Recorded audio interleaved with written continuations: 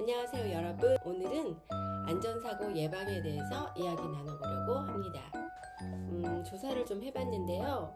한국안전공제회가 발표한 2016년도 어린이 안전사고 발생 통계에 따르면 초등학교 안전사고 발생률이 약 33%, 미성년자 중에서 가장 높은 비율을 차지한다고 해요. 이 원인은 아마도 미취학 어린이에 비해서 자율성과 독립성은 많이 주어지지만 어떤 면에서는 아직은 판단력이 많이 미숙하기 때문이라는 생각이 듭니다. 자기는 피할 수 있을 것 같은데 미처 보지 못하고 피하지 못해서 사고로 이어지는 일이 발생되는 거죠. 저희 공부방에도 어제도 그제도 아이들이 다쳐서 오는 친구들이 있었어요.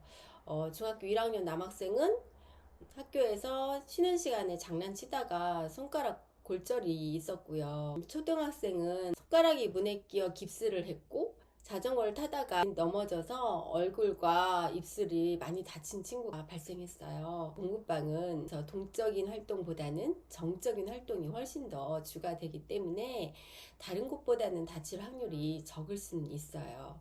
그렇지만 충분히 안전사고가 일어날 확률이 있기 때문에 안전사고를 예방하는 게 필요합니다. 예를 들어 공부방에서 사용하는 수학 교구들에도 안전사고가 일어날 확률이 조금은 있어요. 3학년, 4학년 단원에는 삼각자와 컴퍼스 사용하는 단원이 있는데요. 이것 때문에 발생한 적은 없지만 그래도 선생님들께서 이 교구를 나눠주실 때는 항상 조심해서 사용하게 해주시고 삼각자나 컴퍼스를 사용할 때는 제 책상 앞에서 저와 함께 연습해 보게 하고요. 가능하면 공부방에서 연습을 시킨 다음에 그 문제들을 체크해서 집에서 풀어올 수 있게 유도합니다. 그렇게 하면 안전사고에는 덜 노출될 수 있겠죠. 아이들이 서로 장난을 치다가 그러는 게 아니라 공부를 하다가 손에 들고 있다가 다치는 경우가 있어요. 컴퍼스를 들고 있다가 바닥에 떨어뜨려 다치는 일도 있고요. 그리고 바닥에 떨어진 걸 밟아서 다치는 경우도 있어요. 아이들이 오고 가고 하다 보면은 자기가 무엇을 들고 있는지 잊어버리기 때문에 선생님들이 아이들 교구 사용할 때 정말 조심해 사용해 주셔야 됩니다. 과학 같은 경우에도요, 학교에서 실험하는 거 외에도 행사나 아니면은 수업 중에 잠깐 시간을 내서 직접 실험해 보는 경우도 있어요.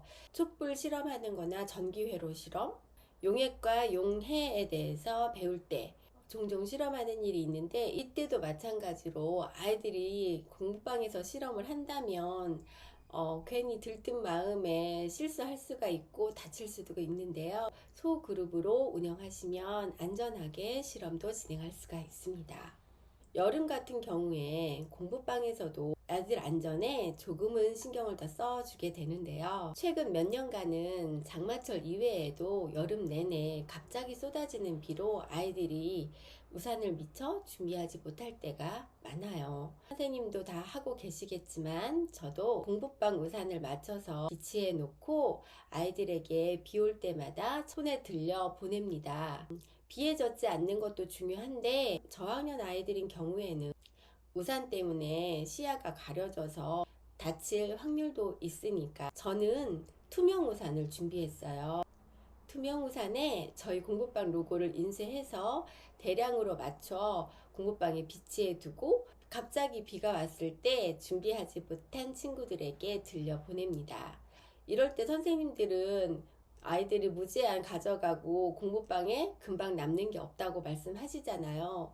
제 경우에는 우산 대여 장부를 만들어 놓습니다. 제가 일일이 기록하지 않아도 빌려가는 친구들은 그곳에 날짜와 자기 이름을 쓰고 기록을 한 후에 망가진 경우는 가져오지 않고 그렇지 않은 경우에는 공부방에 가져오도록 말을 해두면 학부모님께서 잘 챙겨서 주십니다. 때때로 학교에 자기 반에 우리 공부방 우산이 몇 개씩 꽂혀 있는 경우도 있다는 얘기를 들으면 정말 재밌잖아요. 그것 또한 공부방 홍보가 되는 것 같기도 하고요. 아이들이 우리 공부방 우산 보고 갑자기 학교에서 비가 왔을 때 들고 집에 갈 수 있는 것도 안심이 됩니다. 또한 학원 차량을 운행하시는 선생님도 계시잖아요. 이 경우에는 특히나 더 조심하셔야 되는데 차량에서 조금 더 대기하고 있다가 더위를 먹는 경우도 있어요. 그리고 마지막 남은 친구들이 없는지 차량 안을 다 확인한 후에 주차하는 것도 중요할 것 같습니다. 차량 문을 닫을 때도 주위를 잘 살피시고 닫는 건 기본으로 다 하고 계시지요. 이렇게 아이들은 눈 깜빡할 사이에 다칠 수 있는데요. 공부방에도 그런 사고에 대비하기 위해서 학원 배상 책임보험을 가입할 수 있는데요. 제 경우에는 화재에 가입을 했는데요. 정말 저렴하게 가입되더라고요. 1년 보험료가 2, 3만 원 밖에 되지 않으니까 알아보시고 가입하시면 좋겠습니다. 프린트를 해봤는데요. 보이시나요?